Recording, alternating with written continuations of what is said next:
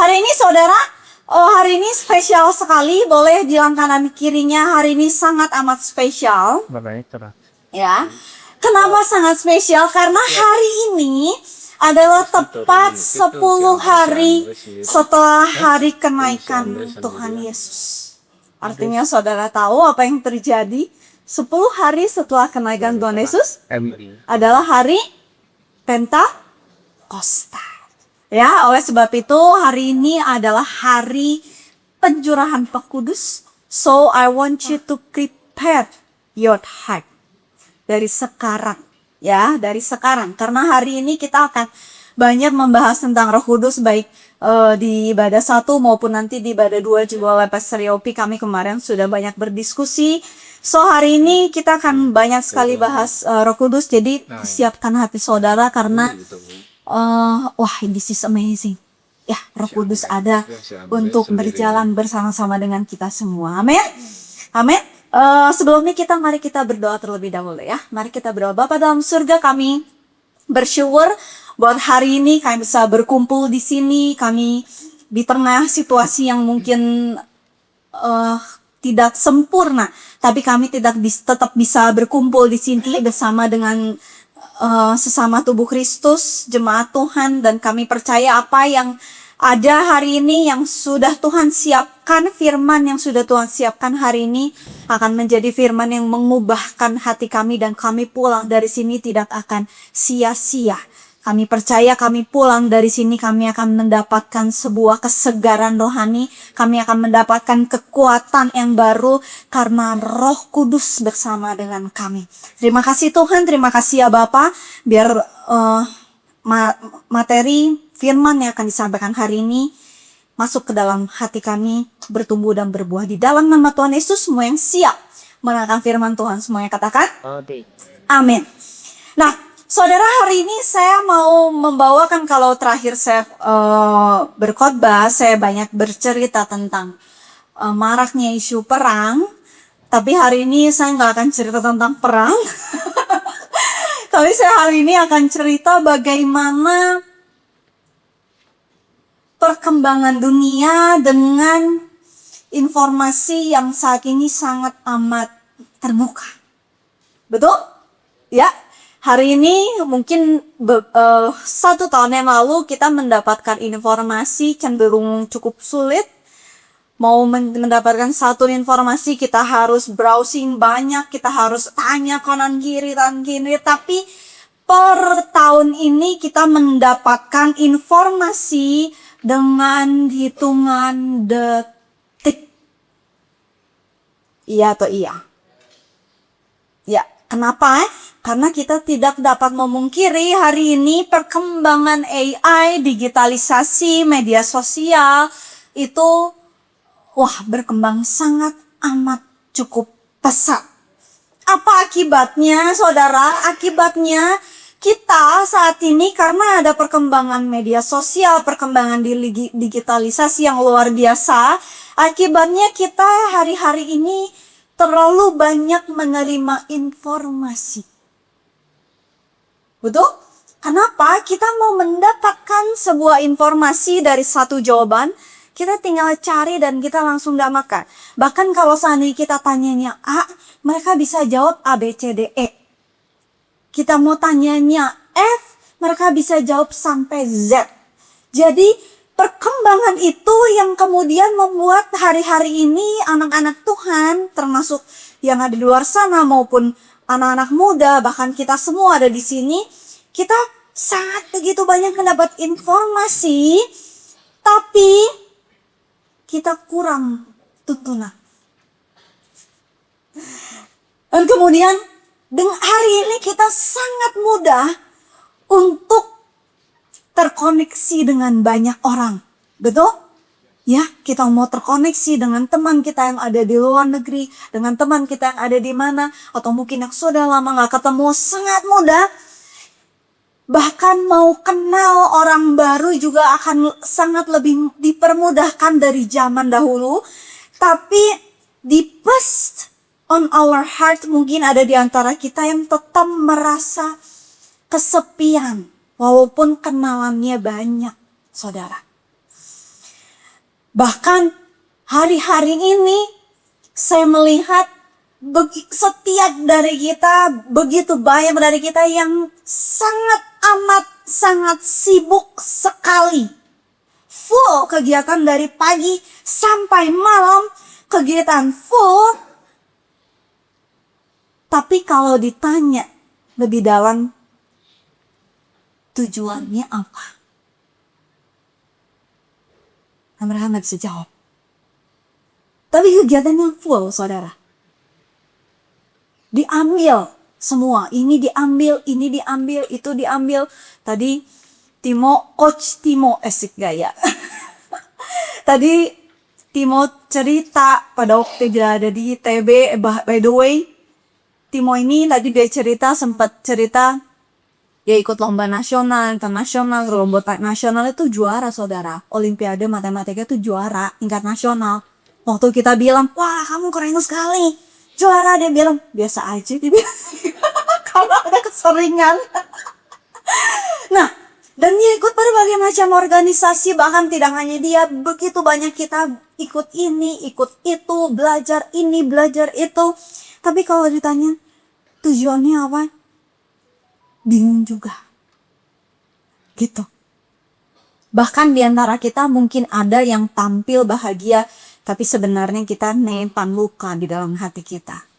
Nah, ini yang ada hari-hari ini. Kita tidak bisa tutup mata bahwa dengan perkembangan digitalisasi yang ada, ini yang banyak terjadi. Tapi kenapa yang jadi pertanyaan, kenapa dunia memudahkan segala sesuatu? Betul? Ya, sekarang bukan 4G tapi sekarang udah 5G. Ya, dunia memudahkan segala sesuatu, ada Meta, ChatGPT dan lain sebagainya. Tapi masih begitu banyak orang yang tidak mendapatkan ketenangan. Kita sangat mudah mendapatkan banyak hal, informasi, tapi masih banyak orang yang nggak tahu tujuan hidup. Kenapa? Nah, ini sebuah perenungan yang perlu kita renungkan sangat amat dalam, saudara. Karena ternyata kita perlu tahu bahwa manusia itu dari awal tidak pernah dirancang untuk hidup hanya dengan kekuatan dirinya sendiri. Ya, dari awal mau ada perkembangan yang luar biasa, tapi manusia tidak pernah dirancang untuk hidup hanya dengan kekuatan dirinya sendiri. Dimana dengan jelas manusia perlu ditolong. Coba bilang kanan kirinya, kamu perlu ditolong. Sekarang tepuk dadanya, saya juga perlu ditolong. Nah, oleh sebab itu, karena Tuhan tahu jelas, saya yakin sekali bahwa Tuhan tahu jelas perkembangan yang ada sekarang, segala sesuatu sudah tercatat di firman Tuhan. Sudah tercatat di Alkitab. Akan digenapi soon semuanya. Nah, tapi walaupun Tuhan sudah tahu semuanya, oleh sebab itu, dia juga sudah merancangkan dengan semula. Dia sudah merancangkan di mana kita semua butuh penolong. Itulah kenapa dibutuhkan yang namanya Roh Kudus. Jadi pada waktu kita menerima keselamatan, itu hanyalah titik awal perjalanan kita. Kita diselamatkan, kita dimateraikan keselamatan kita oleh Yesus Kristus. Tapi ketika kita menjalani keseharian ini, Tuhan Yesus katakan kamu perlu ditolong. Makanya saya siapkan namanya penolong sahabat kami. Kita buka bersama-sama. Lukas 24 ayat yang ke-49. Saya akan bacakan, dan aku akan mengirim kepadamu apa yang dijanjikan Bapakku, tetapi kamu harus tinggal di dalam kota ini sampai kamu diperlengkapi dengan kekuasaan dari tempat tinggi. Jadi ini dikatakan sebelum Yesus naik ke sorga.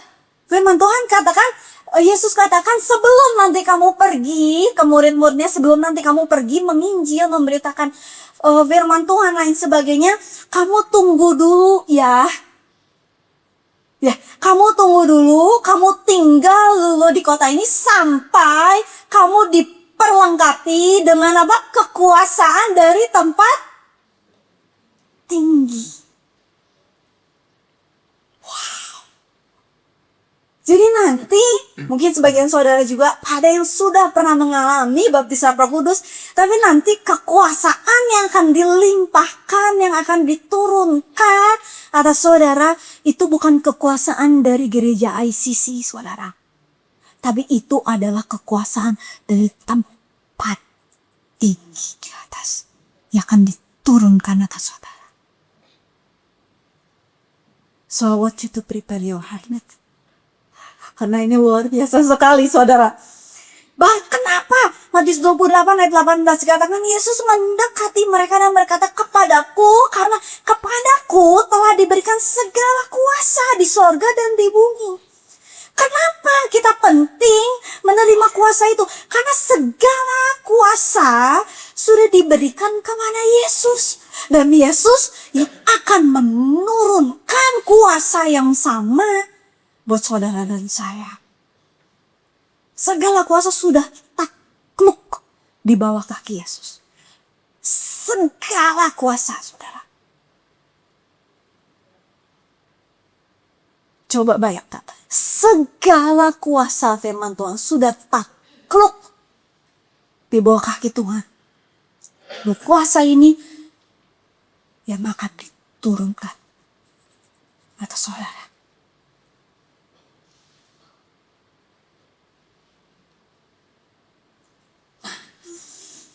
Inilah makanya kenapa ada yang namanya hari Pentakosta. Ya, kita tahu tadi saya bercerita bagaimana perkembangan yang ada saat ini. Kita juga bingung, kita sudah melakukan ini itu tapi kita nggak tahu arahan. Kita udah begitu banyak informasi tapi kita nggak tahu tujuan dan lain sebagainya. Kita tetap perlu ditolong. Nah ini yang mau Tuhan kasih. Yaitu adalah Roh Kudus sendiri. Kisah Rasul 1 ayat 4 sampai yang kelima. Ada suatu hari ketika ia makan bersama dengan mereka, ia melarang mereka meninggalkan Yerusalem dan menyuruh mereka tinggal di situ menantikan janji Bapa. Ya, menantikan janji Bapa. Yang demikian katanya telah kamu dengar daripadaku. Sebab Yohanes membaptis dengan air, tetapi tidak lama lagi kamu akan dibaptis dengan Roh Kudus. Bahkan firman ini, Roh Kudus yang dijanjikan sudah digenapi, sudah tertulis terlebih dahulu di dalam perjanjian lama. Kita baca dulu ya, Yoel 2. Ayat 28 sampai 29. Kemudian daripada itu akan terjadi bahwa aku akan mencurahkan rohku ke atas semua manusia. Maka anak-anakmu laki-laki dan perempuan akan bernubuat. Orang-orangmu yang tua akan mendapat mimpi, teruna-turunamu akan mendapat penglihatan. Juga ke atas hamba-hambamu laki-laki dan perempuan akan kucurahkan rohku pada hari-hari. Nah, sebelum kita menerima itu, kita perlu tahu terlebih dahulu, saudara. Nanti kalau enggak udahan khotbahnya. Kita langsung baptisan Roh Kudus. Nah, sebelum kita baptis Roh Kudus, kita perlu tahu apa sih fungsinya, kenapa Roh Kudus ini perlu kita terima. Ya, kita perlu tahu. Fungsinya ada banyak, tapi saya hari ini akan bagikan 3 aja. Ya, yang pertama, Roh Kudus ada sebagai penuntun. Ya, Roh Kudus tidak akan membukakan semua informasi. Saudara bisa mendapatkan semua informasi dengan perkembangan digitalisasi, bahkan akan lebih-lebih canggih. Tapi yang akan Roh Kudus berikan adalah tuntunan. Tuntunan supaya kita tidak hanya penuh informasi, tapi kita berjalan dengan arah. Amin. Yohanes 16 ayat 13. Tetapi apabila ia datang, yaitu Roh kebenaran, ia akan apa? Memimpin kamu ke dalam seluruh kebenaran. Dan kebenaran yang ada dimaksud di sini jelas kebenaran firman Tuhan, termasuk kebenaran perjalanan hidup kita, saudara. Rancangan Tuhan. Seringkali kita berpikir, oh kalau Roh Kudus mah hanya bicaranya tentang pelayanan aja. Tapi saudara tahu, ketika saudara ditempatkan di marketplace saudara masing-masing, di rumah, tempat kerja, di sekolah, di kampus, pada waktu ketemu klien, di situ juga Roh Kudus menuntun saudara. Supaya saudara jadi saksi. Ya, Roh Kudus akan menuntun kemana kita harus pergi, kapan kita harus menunggu, kapan kita harus bertindak, apa yang harus kita katakan, bahkan dengan siapa kita harus berjalan, yang lagi cari pasangan hidup. Dengan siapa kita harus memiliki rekan bisnis. Dengan siapa kita harus menerima siapa orang yang mau bekerja. Dengan siapa kita mau bekerja kemana. Dengan siapa kita harus berjalan. Di hari itu kita harus ngopi sama siapa. Kita harus makan sama siapa. Kita harus ngobrol apa. Dengan suami, dengan anak kita, dengan orang tua. Roh Kudus yang akan memberi tuntunan. Ya, kenapa ada saudara? Karena begitu banyak suara yang kita dengar setiap hari. Bising banget di telinga saudara tiap hari. Ya, bising sekali. Suara tren, kemajuan tren.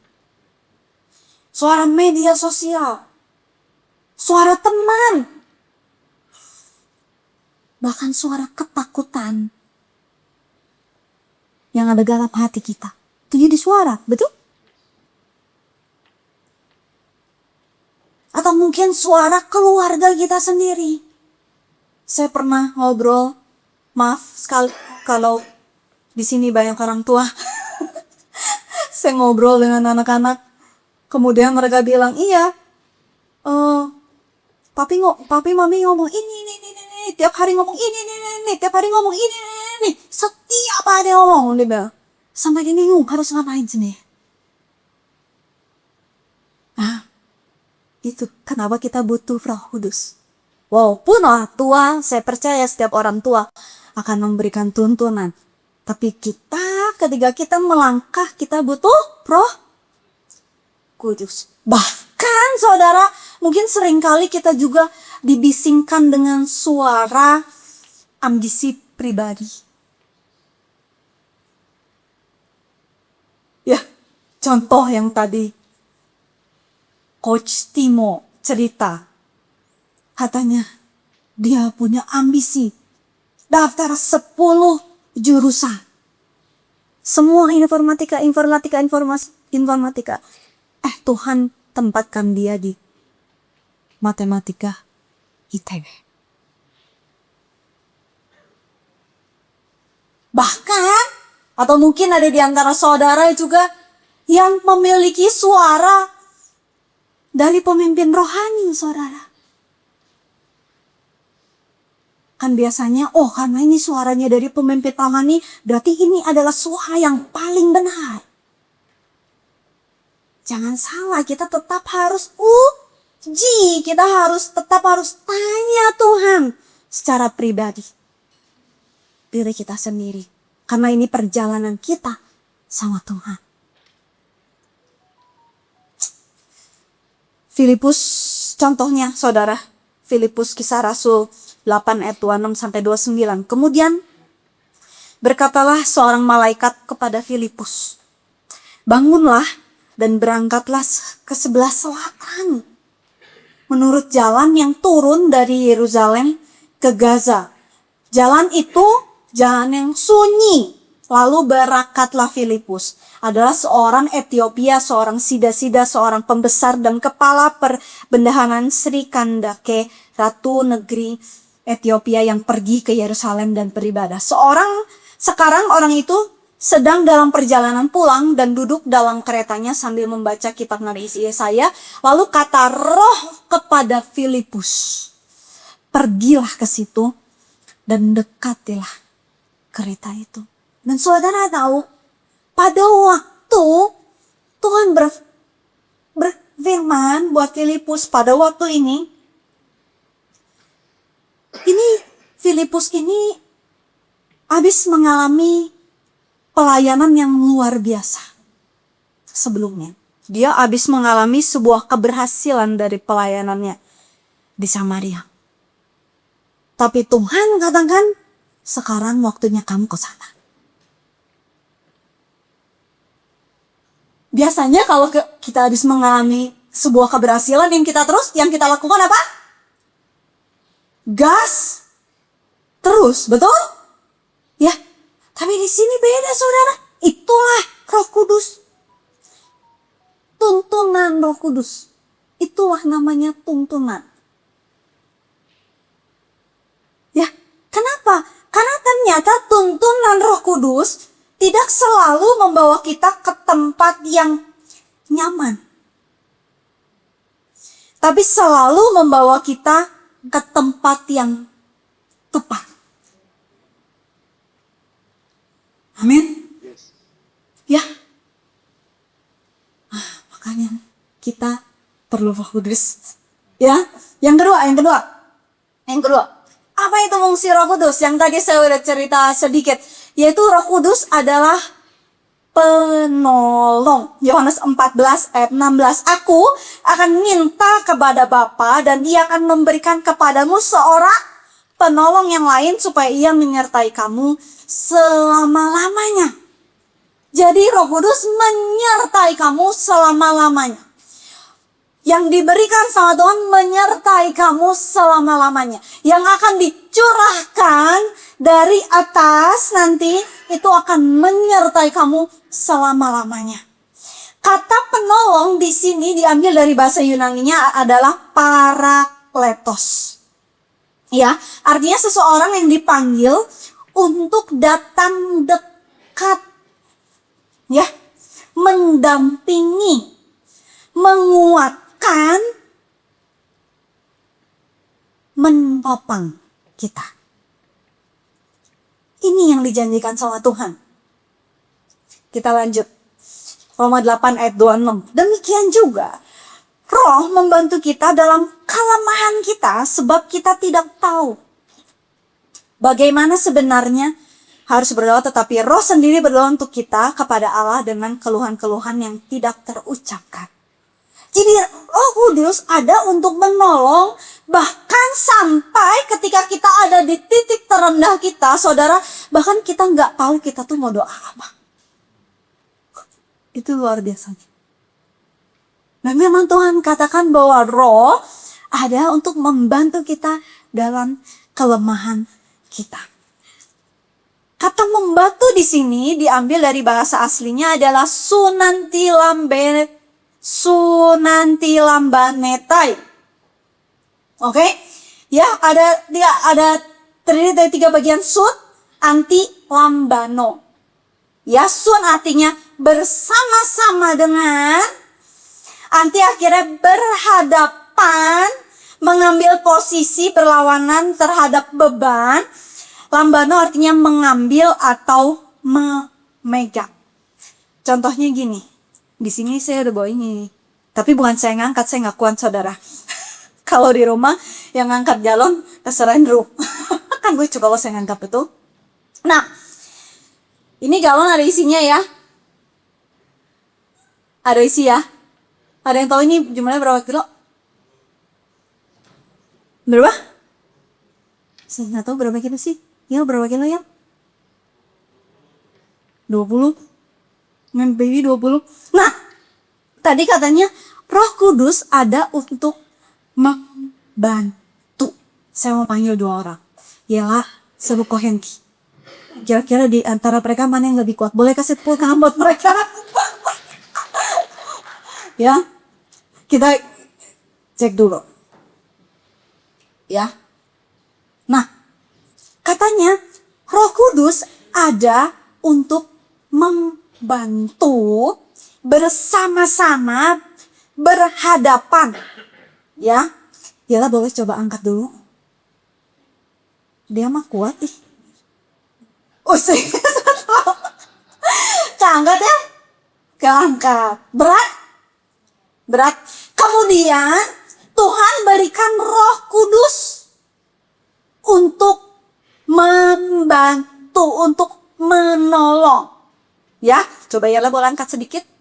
Dibantu oleh Ko Hendy. Nah, berhadapan. Nah, ini ilustrasinya saudara.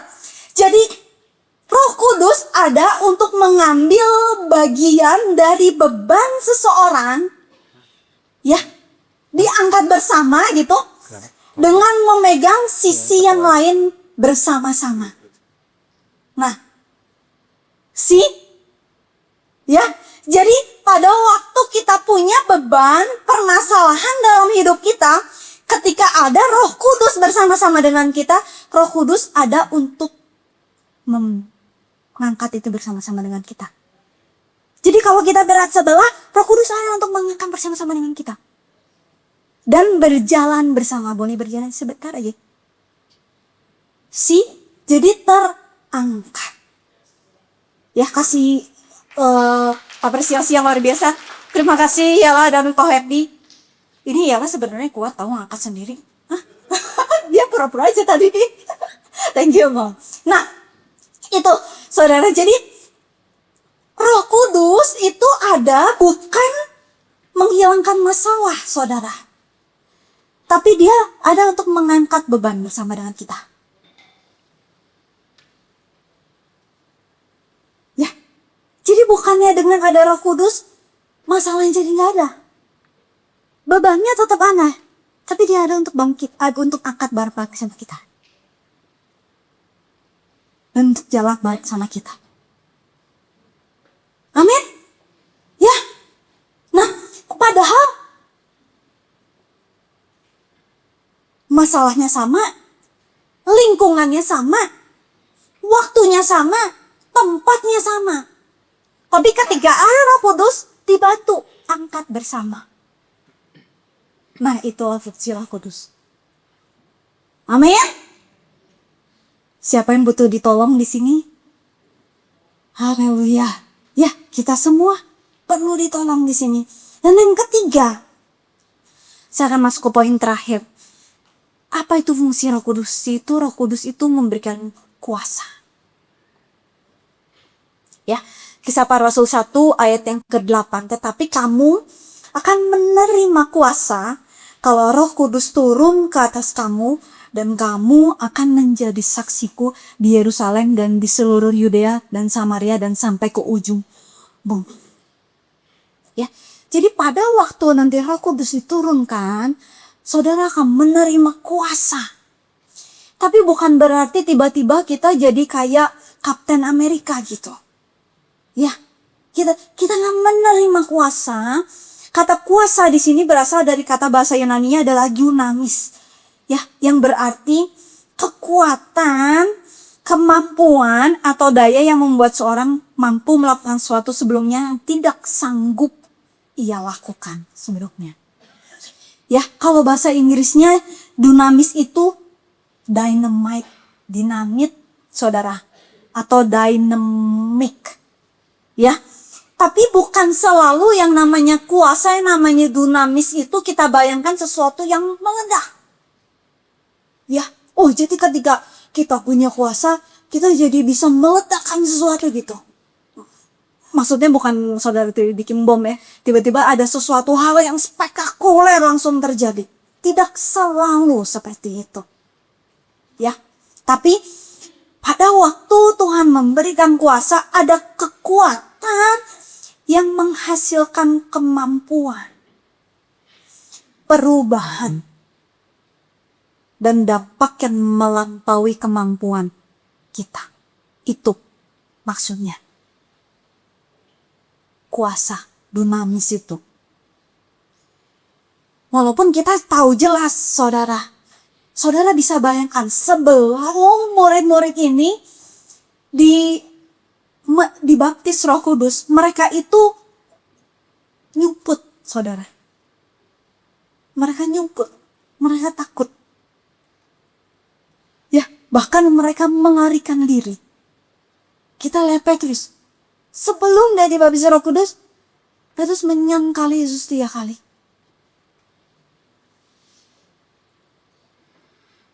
Mereka kunci pintu, saudara. Kenapa? Karena mereka takut dia.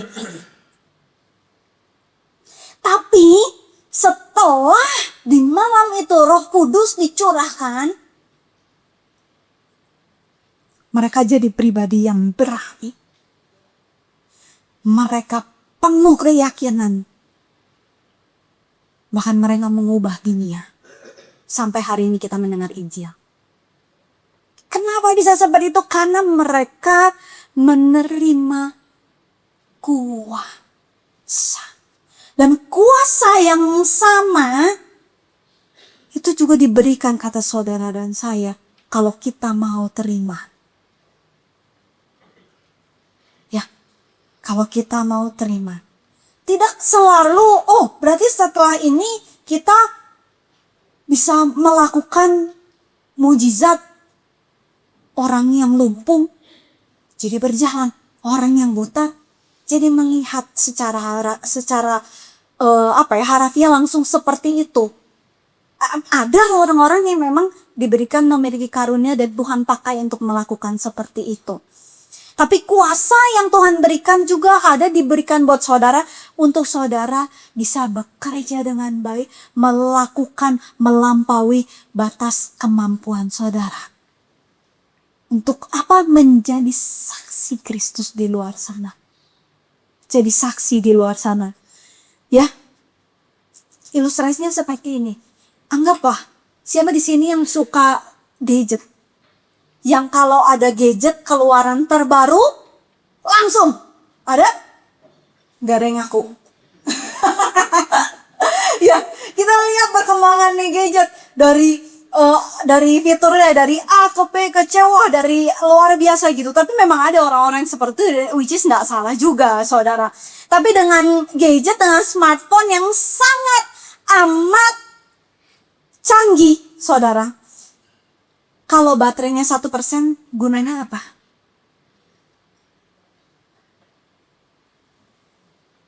Yes. Kita lulusan S1, S2, S3, STLR sekalian. Kalau baterainya 1%, gunanya buat apa?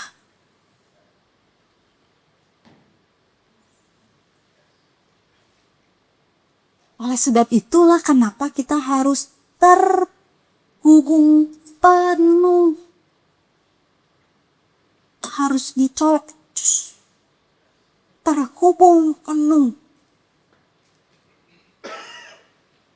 Supaya terisi, supaya segala informasi, kepandaian, kepintaran, hikmat itu bisa digunakan. Itulah ada kuasa di situ. Kalau kita bisa terhubung penuh di situ. Saya boleh undang pemain tim Praise and Worship ke depan, tim I Praise. Jadi sudah jelas, saudara, bahwa Roh Kudus itu ada untuk memulihkan hidup kita. udah jelas sekali. Sudah jelas, Bang. Kalau mungkin di antara saudara masih ada memiliki trauma secara pribadi dan lain sebagainya, saudara akan menerima pemulihan lewat Roh Kudus. Tapi kuasa Roh Kudus tidak hanya berhenti pada pengalaman pribadi kita. Hello? Ya, kuasa Roh Kudus tidak berhenti pada pengalaman pribadi kita. Kuasa Roh Kudus itu mengalir keluar. Kuasa itu mengalir, saudara. Dengar baik. Kuasa itu mengalir keluar. Dari sini ke keluarga kita yang di luar, ke teman kerja di luar, teman nih arisan, teman ngobrol, klien saudara. Kuasa itu mengalir. Kalau kuasa tidak mengalir, artinya kuasanya dikip sendiri.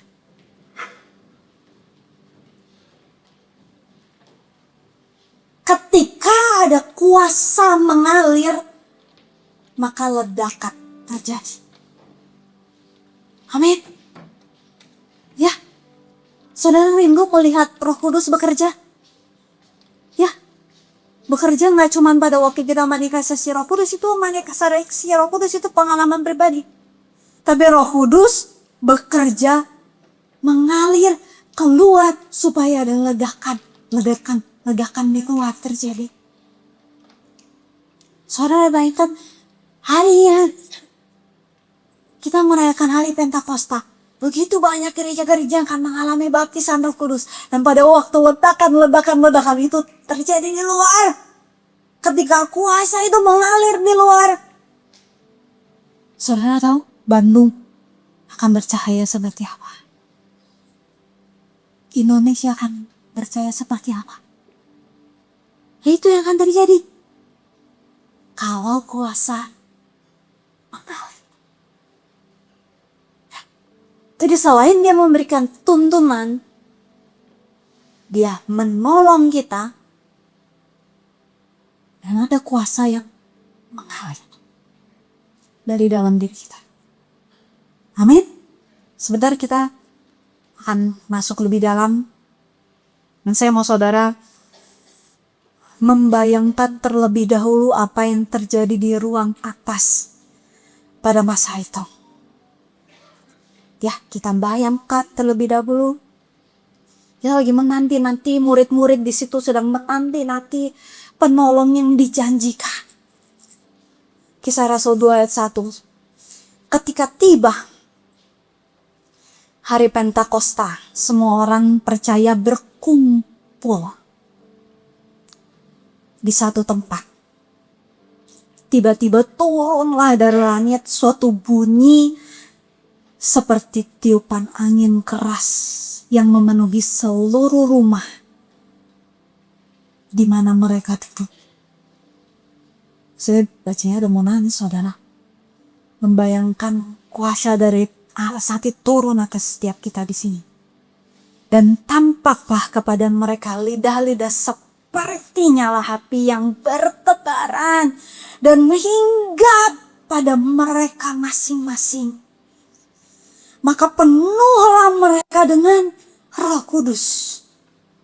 Lalu mereka mulai berkata-kata dalam bahasa lain seperti yang diberikan oleh Roh itu pada mereka untuk mengatakannya. Pada waktu itu di Yerusalem diam orang-orang Yahudi yang saleh dari segala bangsa di bawah kolong langit. Ketika turun bunyi itu, berkerumunlah orang banyak. Mereka bingung. Mereka masing-masing mendengar rasul-rasul itu berkata-kata dalam bahasa mereka sendiri. Dan saudara, salah satu tanda dari ketika kita menerima kuasa, salah satu tanda adalah dengan ketika kita menerima baptisan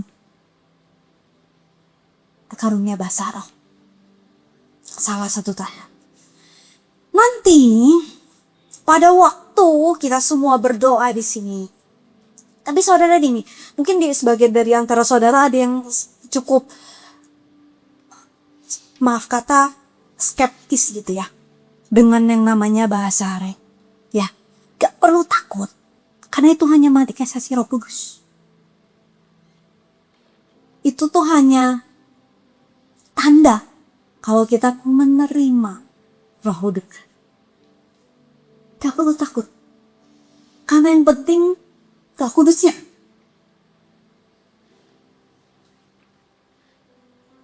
Yes. Jangan sampai kita menolak bahasa rohnya sampai kita menolak pribadi. Karena yang utama itu Roh Kudusnya. Itu adalah karunianya. Bahasa itu karunia, saudara. Itu salah satu tanda. Jadi nanti pada waktu kita sepakat ya, kita berdoa bersama-sama, kita menyembah Tuhan bersama-sama di sini. Dan saudara, ayo saudara yang mau aja. Karena Tuhan hanya kasih kuat yang mau aja. Saya juga menerima baptisan Roh Kudus bukan saya didoain ke depan gitu. So, pada waktu itu saya nggak seperti itu. Saya menerima baptisan Roh Kudus pada waktu saya duduk di kursi jemaat seperti saudara di gereja ini juga. Beberapa belas tahun yang lalu. Saya haus sekali Tuhan, saya mau terima Roh Kudus. Saya buka tangan saya buka hati saya nyanyi bagi Tuhan, saya menyembah bagi Tuhan. Jadi nanti saya mau saudara lepaskan roh saudara menyembah Tuhan. Tiba-tiba aja terima. Tiba-tiba aja terima. Amin. Saudara mau kuasa Roh Kudus? Yuk mari kita bangkit berdiri.